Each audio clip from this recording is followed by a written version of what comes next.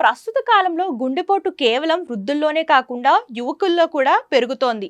చాలా మంది గుండె సమస్యలను గుర్తించడంలో ఆలస్యం చేస్తున్నారు. గుండెపోటుకు ముందు కనిపించే కొన్ని హెచ్చరిక సంకేతాలను ముందుగా గుర్తించడం ద్వారా ప్రమాదాన్ని తగ్గించుకోవచ్చని వైద్య నిపుణులు సూచిస్తున్నారు. తగినంత విశ్రాంతి తీసుకున్నా కూడా తరచుగా అలసటగా లేదా బలహీనంగా అనిపించడం కూడా గుండె సమస్యకు ఒక సంకేతం.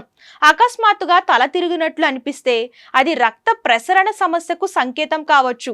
శారీరక శ్రమ లేకుండానే అధికంగా చల్లని చెమటలు పడితే దాన్ని తేలికగా తీసుకోకూడదు. ఛాతీలో ఒత్తిడిగా బరువుగా అనిపించడం సాధారణంగా ధమనులలో అడ్డంకులు ఉన్నాయని సూచిస్తుంది. కొద్దిపాటి శ్రమతో కూడా ఊపిరి ఆడకపోవడం అనేది గుండెకు తగినంత ఆక్సిజన్ అందడం లేదని సూచిస్తుంది. వికారం, కడుపులో అజీర్తి వంటి జీర్ణ సమస్యలు గుండెపోటు లక్షణాలుగా కూడా ఉండవచ్చు. రక్తనాళాలు మూసుకుపోవడం వల్ల శరీరంలోని కింది భాగంలో ద్రవం పేరుకుపోయి పాదాలు లేదా చీలమండలు వాపుకు గురవుతాయి.